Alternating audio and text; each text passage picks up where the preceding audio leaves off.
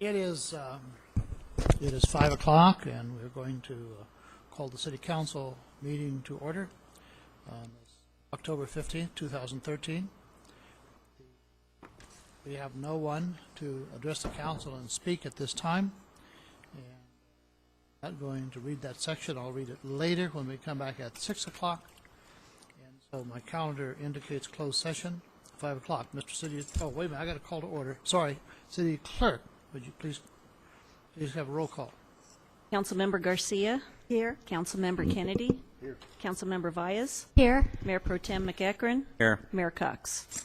Here. Sorry I got that in front of the public comment, but there is no one to speak for the public comment at this time. Mr. City Attorney? Thank you, Mayor Cox. We have 4 closed sessions this evening, 3 of which are pursuant to existing litigation pursuant to Government Code 54956.9 D1. One is with respect to the Airport Authority, and 2 are ongoing litigation with respect to the City Council.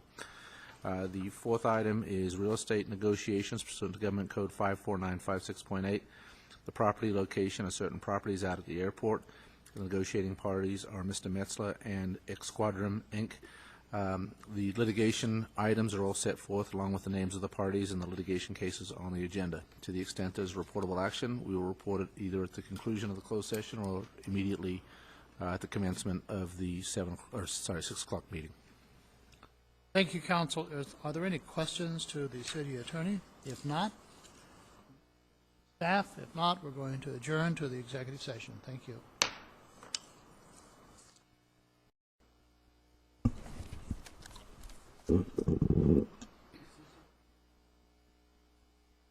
Thank you very much. We're going to call the regular meeting October 15, 2013 to order. At this point in time, I'm going to ask that we stand. Doug Robertson, if you'll give the invocation, followed by the Pledge of Allegiance by our Police Chief, Sam Lucci. Please bow your heads in reverence to our Lord and Father.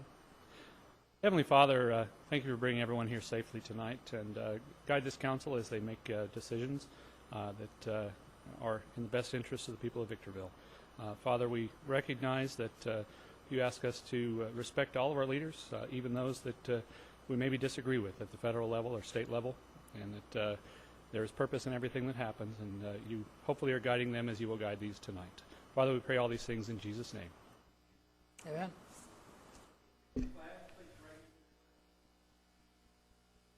Pledge allegiance to the Flag of the United States, republic for which it stands.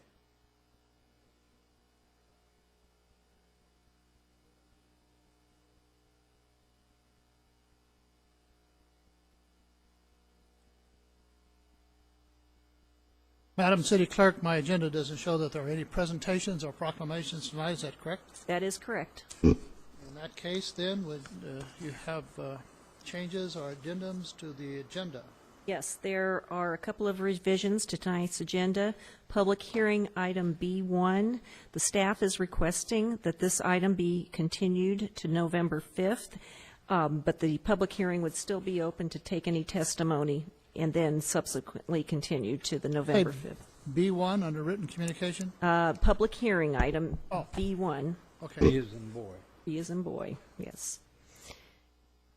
And written communications item D1, the resolution will be corrected to make reference to the Board of Directors of the Victorville Water District rather than the City Council adopting the resolution.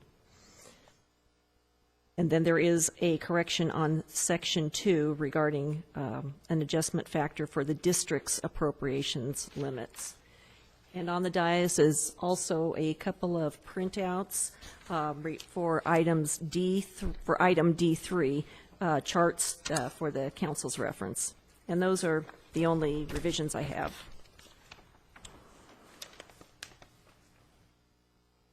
Thank you. Did we have roll call? No, we did not.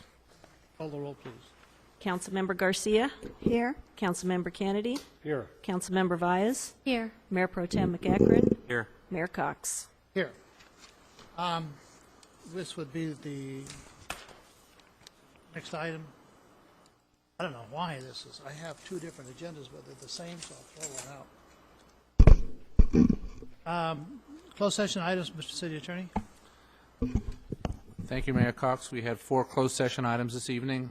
3 were existing litigation pursuant to Government Code 54956.9 D1, and the other one was real estate negotiations pursuant to Government Code 54956.8. All of the parties with respect to the existing litigation are set forth on the agenda along with the case numbers. The property negotiations pertain to properties at the airport. The negotiating parties and the specific properties are listed on the agenda. At this time, there's no reportable action with respect to any of those items. Thank you very much. There are no appeal hearings listed on the agenda. The next item would be the public hearing. And you indicated B1. Is that the public hearing on paid transient occupancy taxes?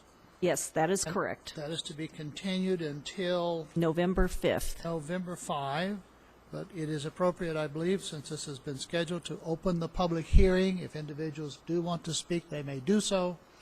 Whether they speak or not, this will be continued to November 5. The record will be carried until that date and then repeated. So at this time, if there are no questions of the council members, I will open the public hearing on the unpaid transient occupancy taxes, with the understanding that we will not close the hearing, but we will continue the matter until November 5. One, I have no cards. Madam Clerk, has anyone notified you that they want to speak on this item? No, they have not. In that case, then, we don't close the hearing. Is that correct, Mr. Attorney? That's correct. It stays Okay. open. So we will, does it require action of the council or just the chair to continue this to November 5? That can just be an action of the chair to continue the Therefore, we'll hearing. continue this item until the regular scheduled council meeting of November 5, 2013. Next item is the consent. Consent C1 through C9. Do we have any items that need to be changed, amended, or are there any questions from the council to the staff? If not, the chair is open for a motion. Motion by Mayor Pro Tem McEachran, second by Councilmember Kennedy. I have a question on 5. Okay, we have a motion and a second, but we have a question on C5. Okay, can I ask it? Sure. Okay, on C5, it says here that the fiscal impact is the 168, and then it says total mountain budget is 168, and then it says the remaining balance is 168. So I wasn't sure if there was a typo or... Good point. Staff? Mr. Wade, I believe, or Bill, did you want to handle this one?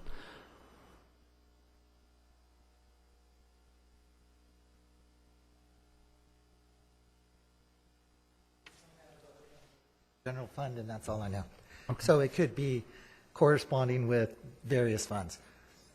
I just thought it was odd because it was the exact same amount as what was in the budgeted, and then the remaining balance was the same. So I was thinking that it should have reflected 0. Yeah, I would believe that's just an error. It's just an error? I believe so. Oh, okay. With Okay, council's approval, and with your approval, Councilmember Valles, we will approve this on the condition that it's a request to approve Oh, it's only a one-time, yes. $133.04. Okay, so it just should say 0. Yes. Okay, I got it. Yeah, I figured that. Okay. Yeah, there is some confusion on occasion as staff or different staff are preparing these items on the remaining balance, and as to whether that remaining balance should be before this item is spent or after this item is spent. So that's something that we'll internally make sure to clarify for future agenda items as to should that be assuming approval of the council, or is that before approval of the council? Right. That reminds me, I had a question on this one, too. And I don't have the staff report in front of me, I'm sorry, but it talked about a 168 for 13, and then I think it was 52,000 for 14 and 52 for 15, but I got the impression that the total was 167. What? Know what I'm talking about, Bill? That it adds up to 100,000 instead of 167?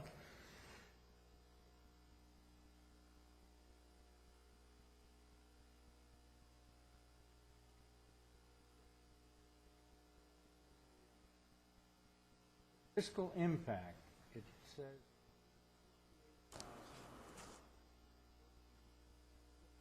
thousand in 2016.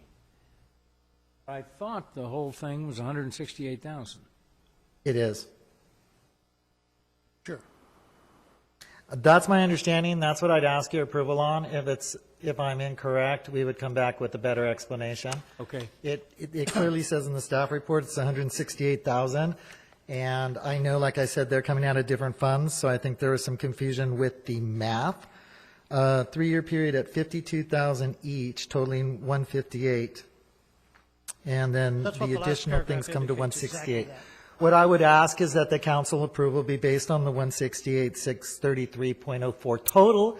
That should answer both of your questions, and I will get corrections. If it's any different, I will give you a thorough explanation. Good. Okay, thanks. Council, we have a motion and second. At this point, we may vote.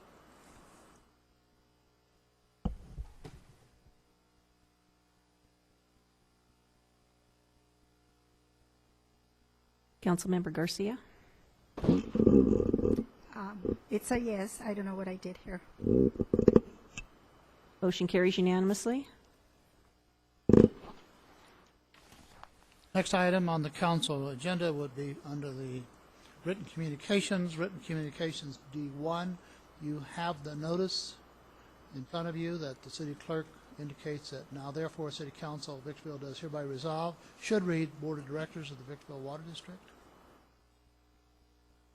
And then section 2, is section 2 on the same one? Yes. Yes, it is.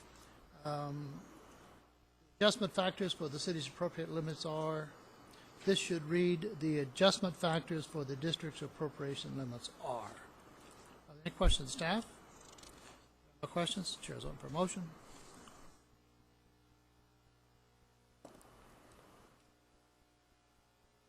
Motion by Councilmember Kennedy, second by Councilmember Valles. Motion carries unanimously. Item number 2, under written communications, Resolution 13051. Need to read that resolution, Madam Clerk? No, I do not need to read the resolution. Motion? Motion by Mayor Pro Tem McEachron, second by Councilmember Valles.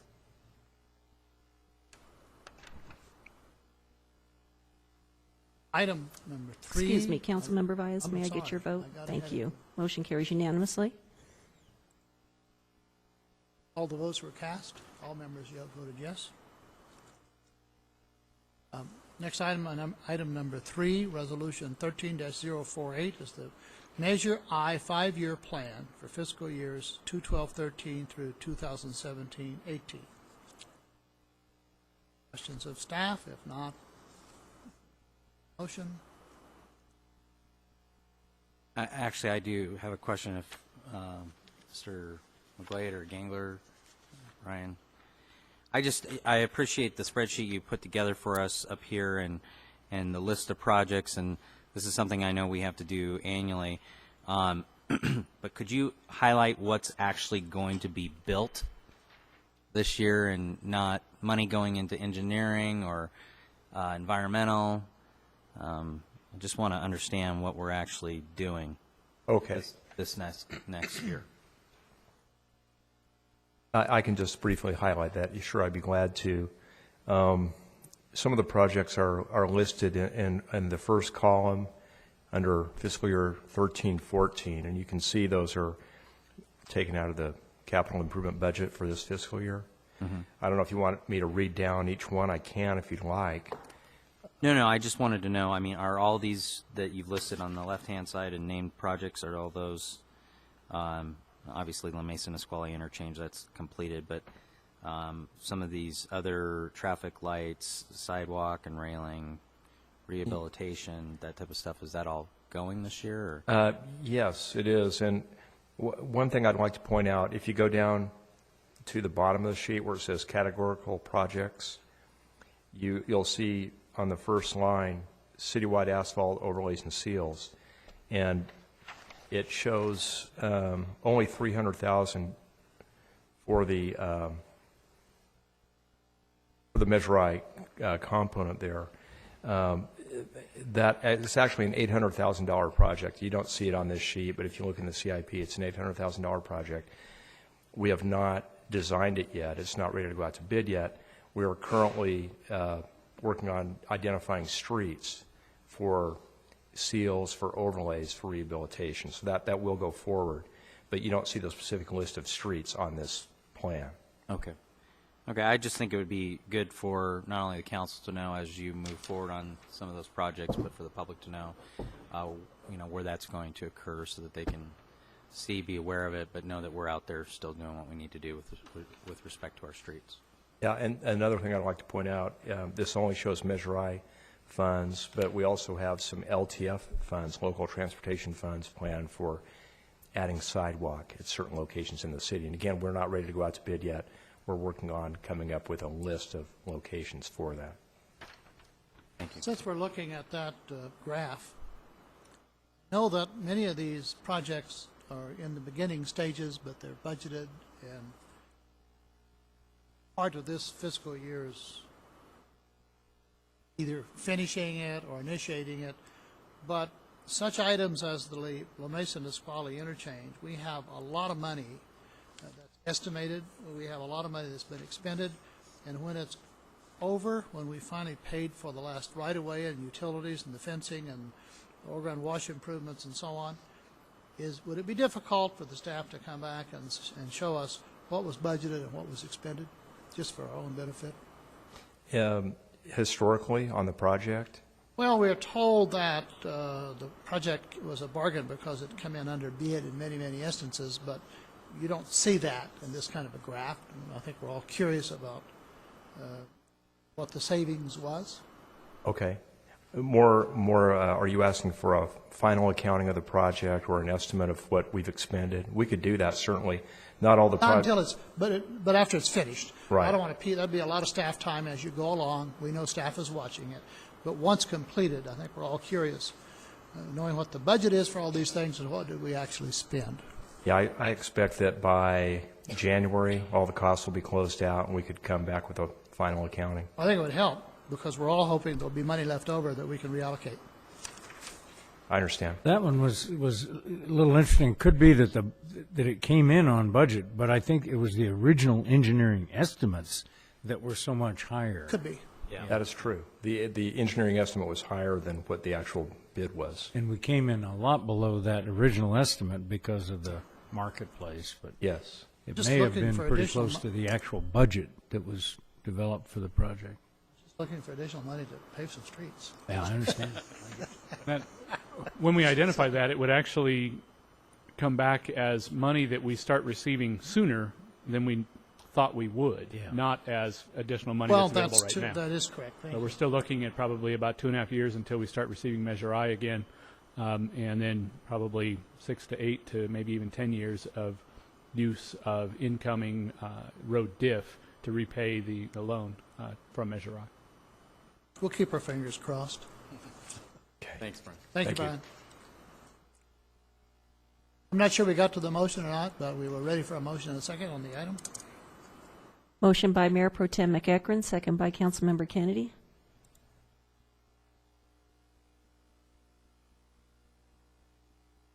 Motion carries unanimously. Mr. Mayor, I'm going to abstain on D4 as Cooley Construction is a client of my firm.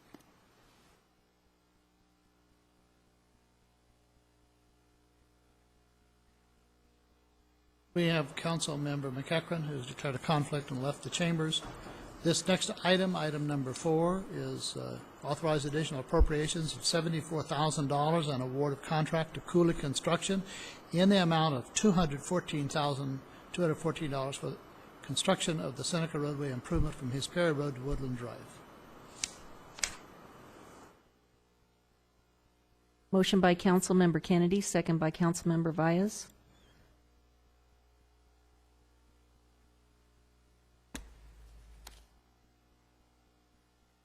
Motion carries with Mayor Pro Tem McEachron absent. In regard to the next item, agenda item number 5,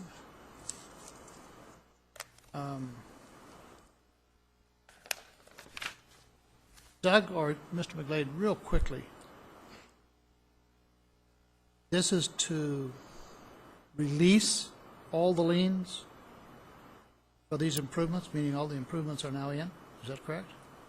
Yeah, it's more complicated than I'm ready to answer. I see Mr. McGlade on his way down. Before we begin, do I have a conflict if I own homes in Eagle Ranch? No, not on a release of liens. This wouldn't create a financial benefit to you, I don't believe. Good evening, council members. This item is the substitution of liens is probably the best way to describe it, with a change of ownership of partially constructed tracts. The new owner is required then to enter into a lien agreement with the city. At that time, then the city can release the lien that is existing in place. Several years ago, the city introduced the ability for developers to substitute their typical bonds to ensure the installation of improvements with lien agreements that had very, very specific requirements, and they were quite restrictive. And this is one of those liens. And again, they simply are asking for an assignment of the lien agreement to the new owner, which would then allow the city to release the existing lien. I have, council members may comment on this. I don't see a problem with it, with one exception. I remember when the city council entered into the agreement to allow the lien, and hoping that the property across the street would develop or in the next block so they could put the final cap. Many of those subdivisions went away, and now we're left with subdivisions, people living in the subdivisions, but then the streets are being used by the garbage trucks and everyone else, but they still lack the cap. And that seemed like that would not be in our interest to let that go on forever. Those are not eligible for the liens. The requirement is that no development has taken place. On the map has recorded the bonds were placed, but no permits issued. And in that case, then they're allowed to enter into a lien. But if they've started construction of homes and homes have been occupied, there would still be bonds in place, but not a lien agreement. So how long do we have what appears to be a completed street until you look at it and find that the 1-inch final cap is not there? How long does that go on? Basically on a complaint basis. I mean, if we have residents that are saying, hey, nobody's sweeping the streets, and the city has not yet accepted the streets, then that might be cause for the city then to start putting pressure on the developer to put the final cap on so that the city can take over maintenance of the streets. But right now we're kind of in a holding pattern with regard to that. There would be several exceptions where we have gone after bonds, and it's more for public health and safety reasons. But I can tell you it is extremely difficult to successfully go after bonds. It is it's a costly effort, time, and legal fees. I do understand, but at least I'm getting complaints, especially about the street sweeping, number one, and number two, that when it rains, it's washing gravel and debris on the road, and the city isn't cleaning it. So it appears to me, with people using the street and the public not knowing that that's not a public street, we may have some potential liability. I think the council should discuss this. Bring the item back and discuss it, because we have several subdivisions, especially where the exterior boundary is, doesn't have the final cap, and it's been that way for several years. There are many, many tracts in that condition, partly constructed, and what we tried to do during construction was to ensure that when segments of the tract were the homes were built, that we required the developer to cap the streets before he got too far into the next phase. Well, I see nothing. I'm not going to be my comments are not intended to be critical of staff or administration or the council in doing that. I think they did what they needed to do at the time. But a substantial length of time has gone by, and there's enough people living in those subdivisions that they're beginning to see that their subdivision isn't improved as others are. And in some, the landscape maintenance districts aren't finalized, or there is nothing outside the block wall. And they begin to ask me why and how long does this go on. In one instance, I think that 50% of the subdivision, people are living in the homes, but there's no landscaping and the streets aren't kept. I think we're at a point in time where this council, which probably none or maybe one was here when those policies were established or when that was allowed, should discuss this so we all have an understanding of what occurred and what the options are for the city to pursue. I have no further questions in regard to this lien agreement release. Any other questions? Thank you, John. The request for the council is ready for motion.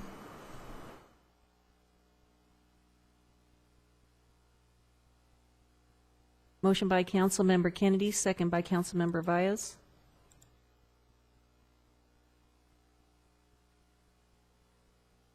Motion carries unanimously. Agenda item number 6.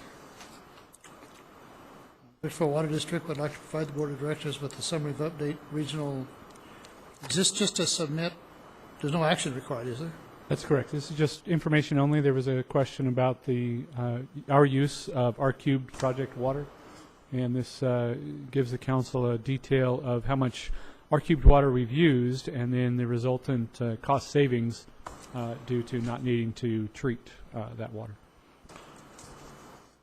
Savings is approximately $54,000 over about the last 14 to 16 months, and we're anticipating additional savings in the future. Okay. Thank you. Any questions of the council members? If not, item 7. I'd like to ask legal counsel if I have any conflicts. OMAD in your property? I have no idea. Yes. I'm sorry. I didn't mean to answer that. But the subject matter is the water smart controllers and replacement panels for irrigation controllers, landscape drainage facilities, and maintenance assessment districts. I do not believe this is going to create any kind of financial impact on you. No questions, staff. Ready for a motion? Motion by Mayor Pro Tem McEachern, second by Councilmember Garcia.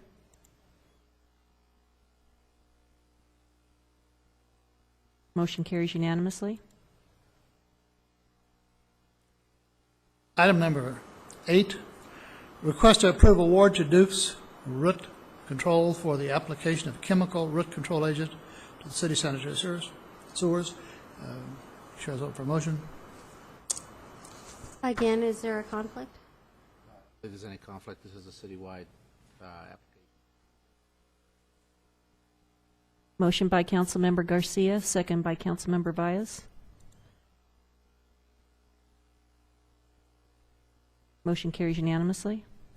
Mr. Mayor, on item 9, I'm going to abstain again as Lamar is represented by my personal and corporate attorney.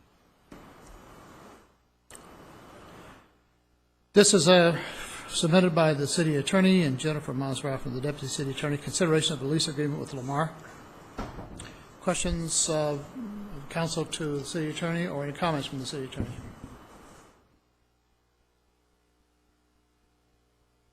Gladly answer any questions. This is basically part of a settlement agreement that the city agreed to in consideration of our taking the easement that Lamar previously had in connection with the Nisqually interchange.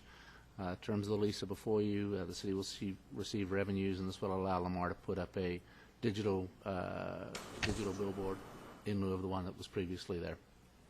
And we have representatives from Lamar available if you have any additional questions. The only question I have is City Attorney Doug Robertson and Bill Webb, these items, have you both reviewed those in regard to the outdoor billboards, and do you concur with the City Attorney on this item? Yes, we have reviewed these. Okay, I have no further questions. Motion by Councilmember Garcia, second by Councilmember Valles. Motion carries with Mayor Pro Tem McEachran absent. Agenda item number 10, I will declare a conflict based upon advice of the attorney. I will leave the dais, and Mr. McEachran will handle this item. Also, Mr. Kennedy. And I have the Councilmember same Kennedy. conflict, live on the golf course. That's correct. Both, I'm recommending both members abstain from participation in this item based on their residences being on a golf course. All right, item D10, this is information only, Green Tree Golf Course Conditions Report. Mr. Robertson? Actually, Mr. Metzler prepared the report. I'll just say briefly that I asked Mr. Metzler to head up a team of executive staff to work directly with the golf course. One of the issues that we ran into had to do with not understanding the fact that the golf course is not just a golf course, it's also a drainage course for the city.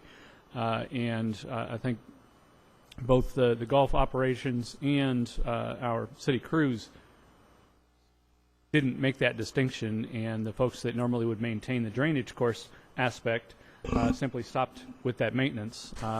So one of the positives that has come out of this this committee that Mr. Metzler is setting up is a sense of team atmosphere in making sure that we're using all the resources possible to maintain the course and the drainage course at the same time.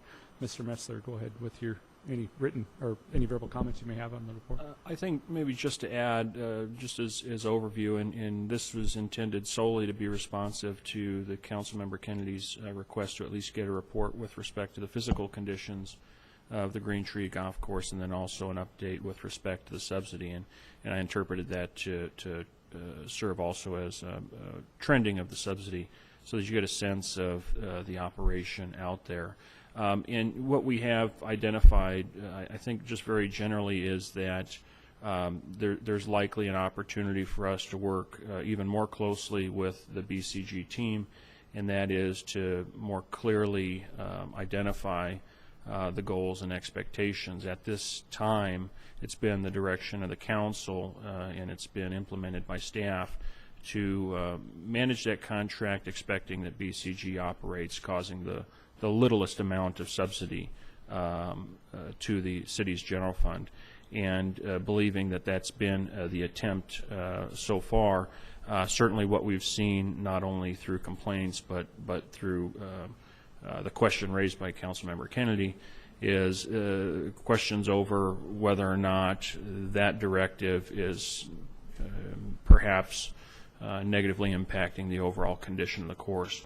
And I think to this date it's been hard, maybe even difficult to really conclude until we've got some better time to determine that if the reduction of the subsidy is going to effectively create a larger liability, because the subsidy reduction is disabling their ability to manage it to a quality that this council expects. I think we've got to determine that, and certainly we also need to understand, different from this council, that if it's looking for a different level of quality, we need to know that as well and get that direction much more clear. But I think the most important thing coming from this this review, independent of the department that has been largely overseeing the operation, is to get a fresh set of eyes. And I've been able to identify at the least that, you know, I see their role in managing our golf course as an asset of the city. So I think at the same time, while they're managing the asset, we need to make sure that if they are reducing the subsidy to the city, that at the same time we're not increasing the liability of the city, because the depreciation of that asset or the overall reduction in the conditions are so great that effectively we're going to have to spend the same amount, if not more, down the road to get it to an acceptable condition.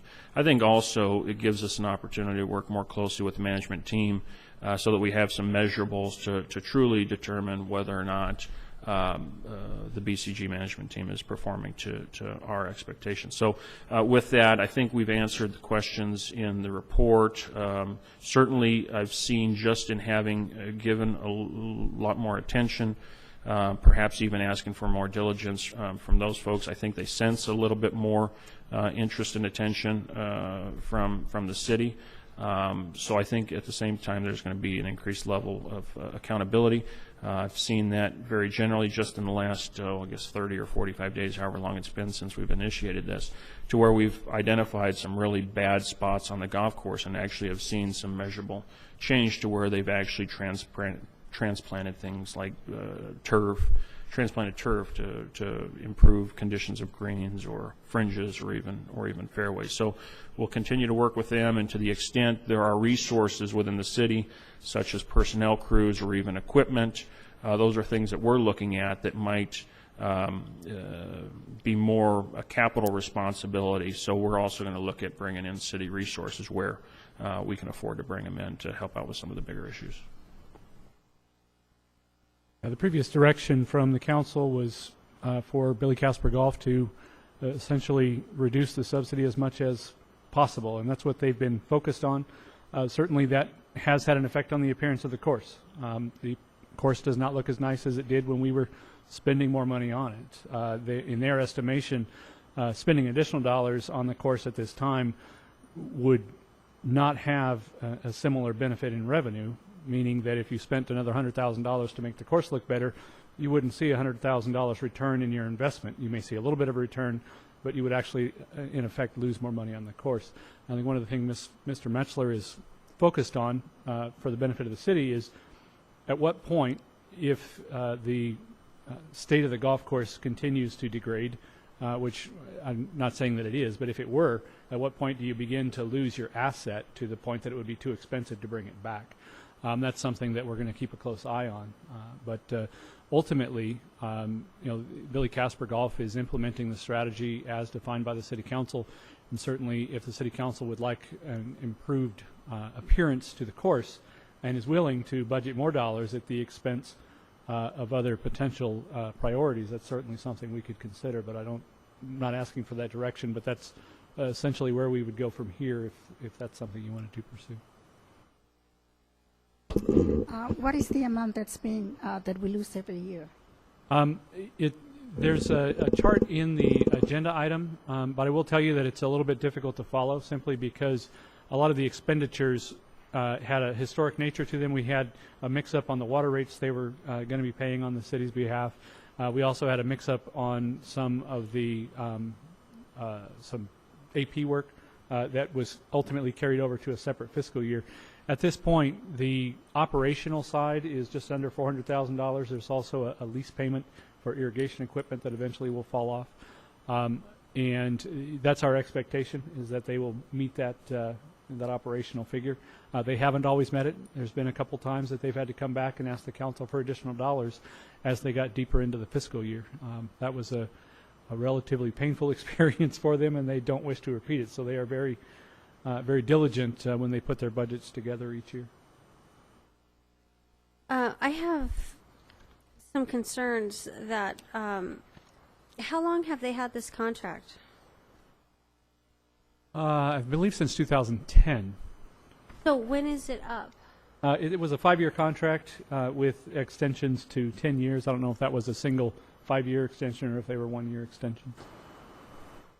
Okay, so when they get this contract, did the contract state that they were going to keep up the grounds, that they were going to keep up the maintenance?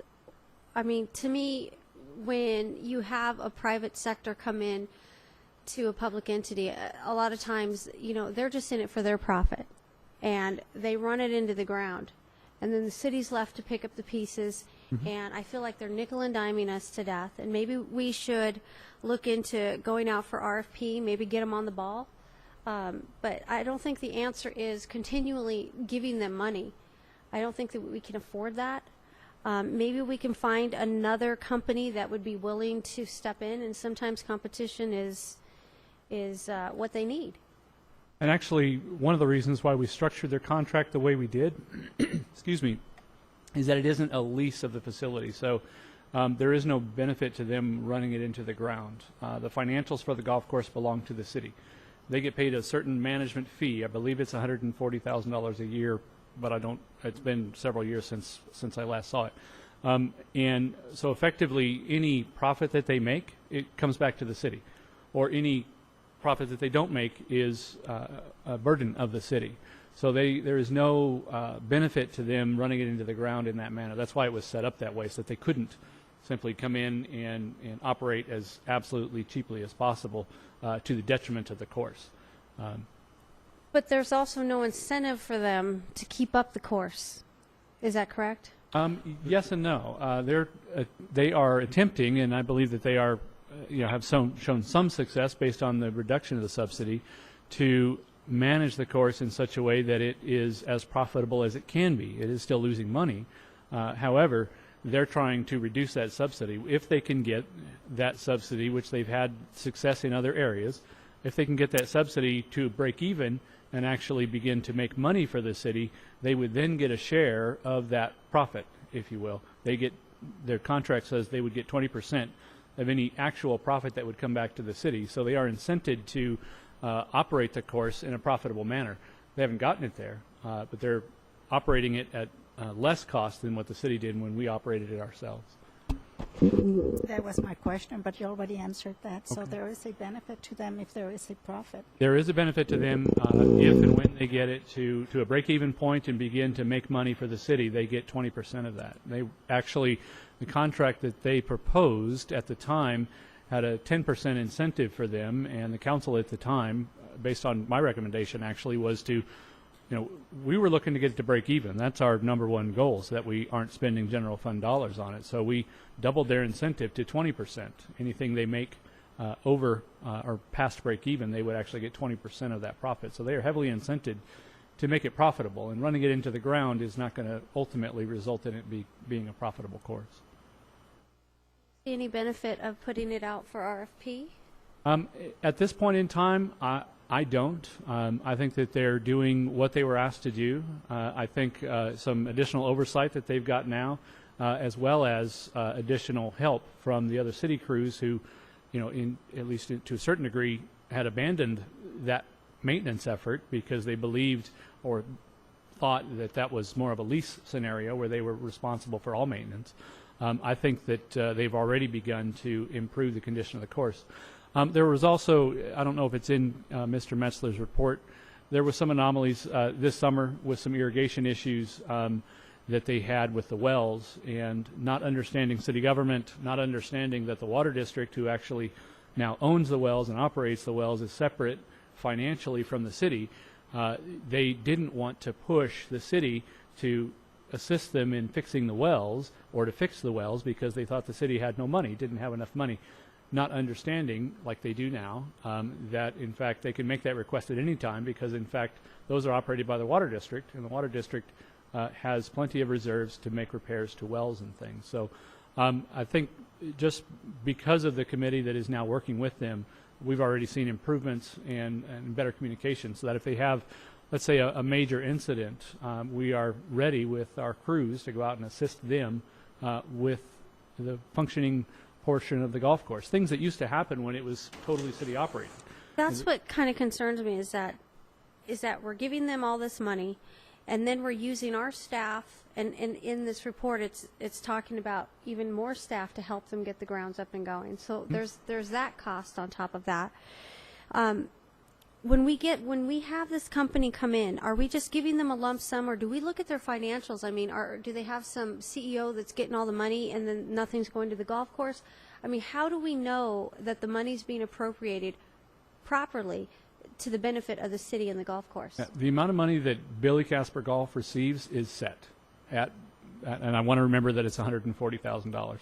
The other money that is spent on our behalf on the grounds, on the crews, on things. That money is not going to the CEO or anyone like that. Okay. And then, just what disturbs me a little bit is what you said, how there was no communication where, I mean, they could have picked up the phone and said, hey, the grass is dying, the well is broken. I mean, to me, that's just common sense, okay? And clearly they don't even have that. And then I see in here that you write that they're transplanting turf from an area to an area where they're playing golf. What's the area look like that they took it from? Yeah, what they're trying to do, because some of the conditions have gotten so extreme towards the bad condition, they've started identifying areas that have been adjacent to some of the desertscape areas that are technically out of play or probably shouldn't be considered the primary area of play. For example, areas that might have turf that are, you know, well behind a green or well to the right of a green. Areas that if you hit it in that location, it's probably a bad shot to begin with, so not necessarily rewarding for the bad shot with the good grass, say, in that location. So they've strategically been trying to identify areas where they've got good grass that aren't necessarily in the primary areas of play and move those good grasses to the primary areas of play. They've also identified where they could perhaps even cut back some of the desertscape area even more, and using some of that grass to help grow in areas of play that do need it more so than along those desertscape areas. And then in regards to the use of other city crews, a major portion of the golf course is a drainage facility. It's the Oro Grande Wash. And we collect drainage fees from our residents, and we have other funding sources for those drainage fees. And it's entirely appropriate to spend those to maintain that drainage course. It also happens to be the golf course. The golf course, when it was run by the city, managed by the city, always had drainage crews come in to repair drainage problems when we would have a major flood. And that's the level of attention that we should expect from our own city crews, is to continue to use the drainage funds to maintain that drainage course. I'm not talking about using those drainage funds to go in and, you know, mow the lawns, mow the greens, do true golf course operations. It's simply in those major drainage courses that end up damaging the golf course. I think to just add on to that comment, in our intention of bringing in city resources, I think I would characterize more towards preserving the capital asset, perhaps the capital component of the golf course that has been neglected even when we were managing the golf course. So, for example, the trees is one issue that's been identified that's contributing to a lot of the conditions, to where it sounds and it appears as if we've been neglecting them ourselves when we were actually maintaining the grounds. Other areas are some of the desertscape areas where, you know, that was largely, as I understand it, an experiment, and in a lot of cases it's creating more O&M responsibility for BCG that's taken their manpower away from perhaps even focusing on the most critical areas, which is the field of play. So I would characterize more our view of bringing on a city resource more from the perspective of maintaining the capital or addressing some of the capital needs that perhaps we didn't, whereas it'd be the goal to do that in such a way that allows them to do more what their contract requires them to do, and that's to operate and maintain the golf course. Okay, and then one last question. The section where the bar is at and they serve food, who is running that? Is that BCG? Yes, that's Billy Casper Golf. I went there, and the service was terrible. The food was terrible, and I wasn't impressed at all with that. And I think that BCG needs to get on the ball, and they need to have some accountability for, you know, just common sense things like pick up the phone when the water doesn't work, and maybe look at new management that's going to take care of business. But I would like to also say that I'm really proud of the city for stepping up and looking into this and putting together the team to protect our capital asset. But we do need to have some accountability with this contractor. Yeah, and that's our goal. All right, I agree. I think just keeping an eye on this as we go forward, and if things don't improve, and staff feels that it's appropriate, that I think the first part of the contract would be up in 2015. I believe so. Yeah. So that's when we would look at if it was required. I think that would be appropriate. I'm not trying to simply defend Billy Casper Golf, but I do very firmly believe that they're implementing the strategy they were asked to implement. And if there's a different strategy based more on the appearance than on the absolute bottom line, we need to let them know that and give them an opportunity to implement some change in strategy. Well, I believe that we need to do something before their contract comes up in 2015, because what I'm seeing here is just bad performance, lack of communication. Technically, that's what I'm seeing here. By the way, just for the record, those areas that they're pulling turf from and putting into areas of play are generally where I end up when I play golf, so it's not really helping my golf game at all. But just got to say. All right, we'll move on. I think we'll invite Mayor Cox and Councilmember Kennedy back in.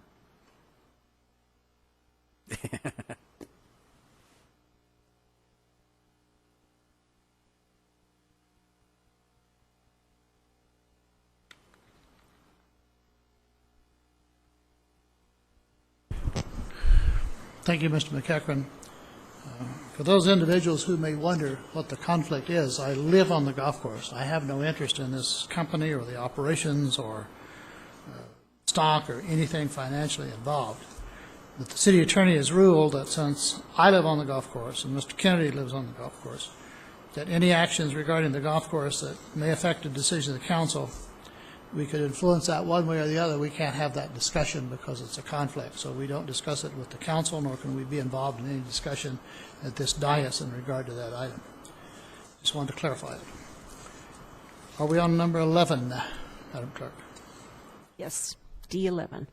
Hearing to allow property owners to speak to the City Council regarding the city's proposed demolitions, Victorville Municipal Code 13.02.220, 13991 Riviera Drive, 16286 Cabrillo Drive, 15528 5th Street, 15837 Calgo Lane, 16027 North Culver Road. My understanding is that the property owners may speak if they're affected. Is this the property owners of the demolished property? That is correct. This is an opportunity for the property owners to present any arguments they may have or objections they may have to the proposed abatement proceedings. All right. If the City Council at this point then will hear and consider any objections to the proposed demolition, discontinuous, destruction, or removal of such conditions constituting a nuisance, make a determination regarding whether the conditions on this property should be abated by the city. If those individuals who own that property or have a majority interest want to speak, now would be the time to do so. I have no cards, Madam Clerk. Have you been notified by anyone? No, I have not. Well, at this point, I've just got a question. yes. I've read this a couple times. On the second line of item D11, talks about objections to proposed demolition discontinuance. It'd be demolition, comma, discontinuance. There's a comma missing, is that right? Yeah, I read it as destruction, removal, yeah. We're not going to discontinue demolition. We're going to demolish these places. Proposed demolition, discontinuance, destruction, or removal of such conditions. Got it. Okay. There's no one that's going to speak on that item. So the action of the City Council is to do what, Madam Clerk?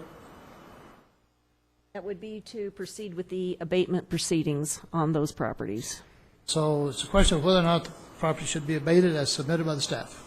That's correct. All right? So if I vote yes, that means yes on demolishing them. Yes, you are voting to continue the abatement proceedings, which ultimately will be the demolition of the nuisance, of the properties that are creating the nuisance. This process of notifying the owners has gone on in some cases for multiple years, 2, 3, 4, maybe longer. Have we given them enough notice? Is there anything we have failed to do on this? You have given them adequate notice in accordance with your municipal code. You've gone above and beyond in terms of giving them notices. I would imagine that with all the notice and the fact that we know about it and somebody gets hurt in those properties, we could be liable. Absolutely. Is that right? That's why we are abating nuisances, yes. We're probably doing for them what they want to do themselves and haven't been willing to spend the money, and we're going to lien the property. Oh, lien the property. All right? Correct. Absolutely. Do we have a motion? We have a motion and a second? Motion by Councilmember Kennedy, second by Councilmember Garcia. Motion carries unanimously.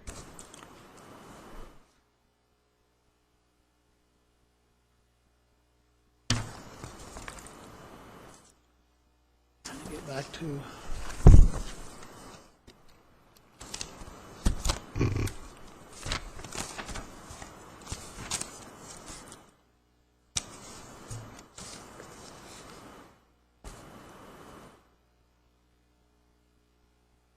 At this time, we are on item E1.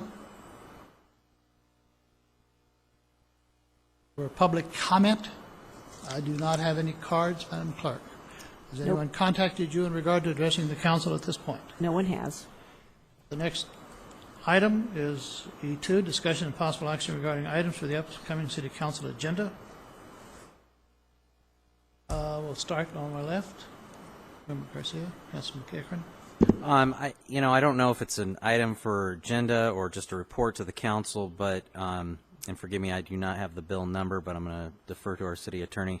Governor signed a bill either yesterday or today that basically prevents charter cities from using their own public works departments to complete projects that would be subject to prevailing wage. And I'm just curious how that affects us. And then I think beyond that, since we all are pretty much new up here, and the fact that we are a charter city, what does that mean? What can we do outside of General Law City? I think it would be good for the council to get an update on that. Right, that was Senate Bill 7, opposed by the League of Cities and numerous other communities. Essentially what SB Senate Bill 7 does is requires charter cities to comply with prevailing wage requirements to the extent they are going to receive any kind of state funding, essentially, state, federal funding, effective January 1, 2015. I think what's going to happen is this law probably is going to be challenged on constitutional grounds because it is in direct contravention of the California Constitution, which gives cities the ability to govern their own municipal affairs. And while we are a charter city, there are some far more significant stakeholders in this, namely cities like the city of Los Angeles that abide by charters. I suspect there will be challenges prior to its implementation date. But when we see what happens, I think we need to then look at the charter and see what benefits, if any, it'll still provide for us. Charter was adopted through vote of the city, the citizens of the city. So at this point, I don't see any reason to do anything to the charter right now, other than to monitor whether or not legal challenges to Senate Bill 7 are hopefully successful. Okay, thank you. Do you want that agendized No, for further no, discussion? he explained it enough Okay. for me right now. And as long as we're monitoring it, and if it does have an effect on us, come back. Yeah, and again, you know what, a significant number of the largest cities in California are charter cities, and so they are more impacted directly financially about this bill, but it's just typical of the way the legislature's been going. Does it appear that it's going to be challenged constitutionally? The League of Cities analysis is that it's certainly subject, the type of bill that would be subject to a challenge is just a matter of whether or not the cities will do it. I think then again, given the stakes involved and the expense this is going to impose on charter cities, I suspect there'll be a motivation to challenge it, yes. All right. Councilmember Valles. Councilmember Kennedy. Yeah, I do. I have one thing I'd like to agendize, and it seems to me to be such a huge topic. I don't know quite how to break it into pieces and take it down. But I think we need to talk about fees, and I will tell you why. Two things recently have come up that have really thrown me. I had a discussion today with a longtime developer in this town who's semi-retired. He says, I can't build anything, can't make any money on them anymore. And he started talking about the standby fees he's paying on vacant lots, and he was talking about $17.50 a month for sewer standby fees, and $20 a month for sewer usage fees and water fee. And he's convinced that he's paying all these fees monthly. And I said, that can't be right. There's just no way that's right. He said, yes, it is right. I'll show you the bills. One of us is wrong. Either he's wrong or I'm wrong. And I'm troubled by this. I think we need to know how fees are structured. The other one that was just a stunner to me, and I won't get into too much detail, but there's a local,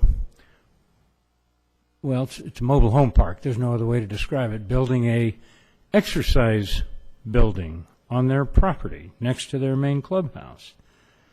I don't know what they're going to spend on it, $30,000, $40,000, $50,000 maybe. They're going to put in one restroom, and otherwise it's just it's an exercise room, an open area, roof and walls. The city's going to charge them a $7,000, I think it was the sewage connection fee. Think about that. Folks are either going to use the restroom in their home, or they're going to use the restroom in the weight room. The chances are they aren't going to be producing much more sewage than they produce right now. Why would we charge them a $7,000 sewage fee and a $5,000 street fee? This whole thing is inside the park. There is no access to it. Anyway, it just makes no sense, and I'm at a loss, and I'm struggling with this one. I feel like we need to know here what we're doing with fees. We've done some things recently where we are charging fees that my understanding used to be on property taxes, and now they're going to be direct bill, or maybe they were direct bill, now they're going to be on property. I don't know. I'm really confused, and if I'm confused, I'm going to bet that we've got a lot of residents out there that are confused too. So I'd like to somehow, I don't know how to take it in pieces, because it's got to be a lot of fees we charge. I doubt that we can sit here and cover it all in one meeting, but I feel like I need to be able to talk to people like I know something. Do you want that as a council item or a study session? Either one, whatever's going to work. Council members? Well, it should be a session instead of, I think. That would be we can fine all- with me, yeah. well, we can all learn from it. I don't know how we could do it in a meeting. Yeah, I agree. You're talking about all the different entities. The water district, SCLA is going to have different fees, I'm sure. Am I the only one City- up here who's confused about this? No. I mean, You're not. No, you're not. Ryan, do you have a grip on it? I just feel that we probably charge too much in fees. That's all I'm going to say. Yeah. Well, we're going to, I think it's a. And one thing I think, Mr. Mayor, one thing I think we've all said for the last few years, we don't want to raise fees. We don't want it to be more expensive for people to do business in Victorville. I'm not anxious to, well, I won't get into all those other issues, but anyway, that's. Any other items? I had mentioned earlier in regard to the subdivisions that I need to be briefed. I think the council need to be briefed. In some instances, there are streetlights. My understanding is they haven't been accepted into the system. There are streets. They don't have the final cap. They're not being maintained. I think that we also need to have a study session or at least a staff report in regard to the liens or the bonds, where we're at, what options does the city have, because we are beginning to get complaints. We also are getting complaints from chunks of asphalt are coming out of our current roads. And we don't see all the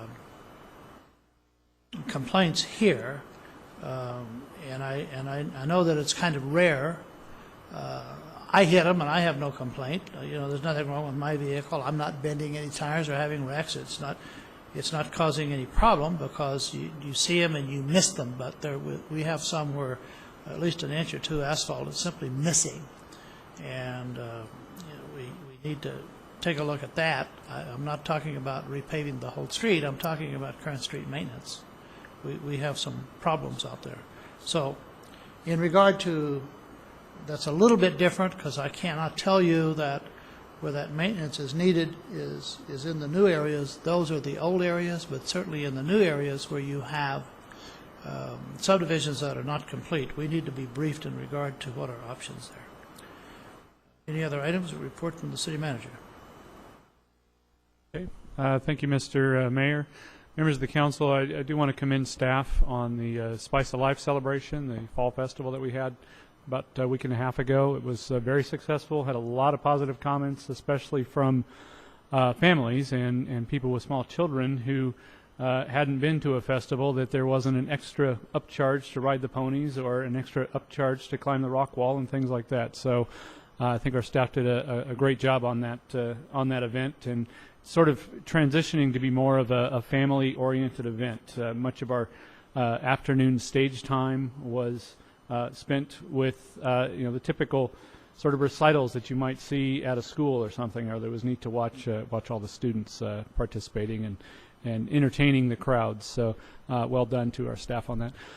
We also had a lot of participation from other departments who didn't always participate. I know our development department was there talking about the major developments around the city and explaining, why is there a Walmart here? Why is there, a housing development over here, and how all those things fit together? So I'd also like to kind of bring to the council's attention something that Mr. Metzler and I and some staff have been working on with regard to marketing the city.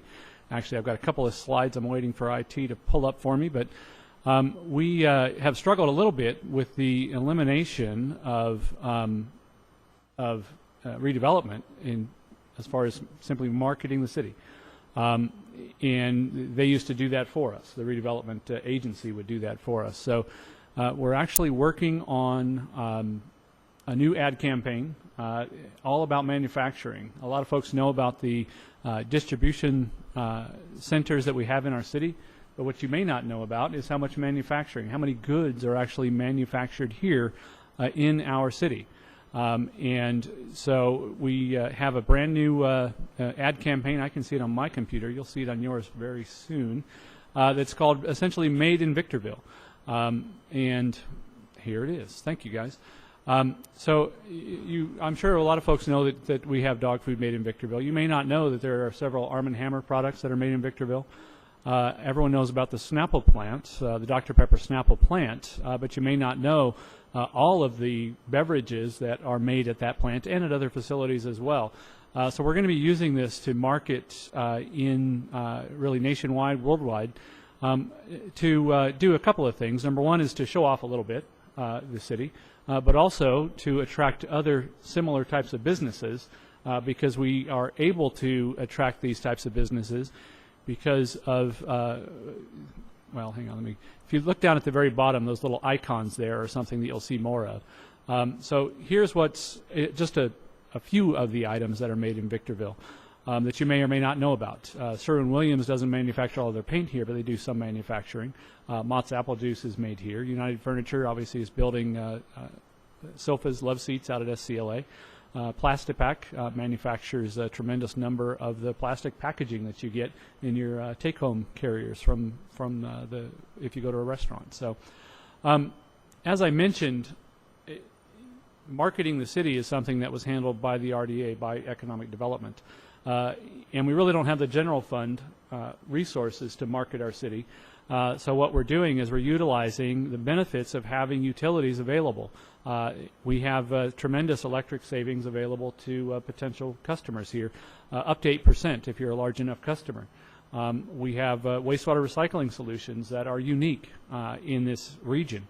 We have plenty of natural gas available. We have our own natural gas utility at SCLA that we operate with city staff. And then, of course, we have our domestic water, the water district, and the reclaimed water that we have available as a result of both water that we get from the Victor Valley Wastewater Reclamation Authority and water that reclaimed water that we produce from our plant. So we're going to be using these things and continuing this Made in Victorville campaign to expand it and expand our presence in the marketplace. Thank you, Doug. Any other reports from administration? Reports from the city council members? No reports? Well, it is my honor then to adjourn the meeting. Thank you very much for coming and participating. Have a good night. We did that. There was no one to comment.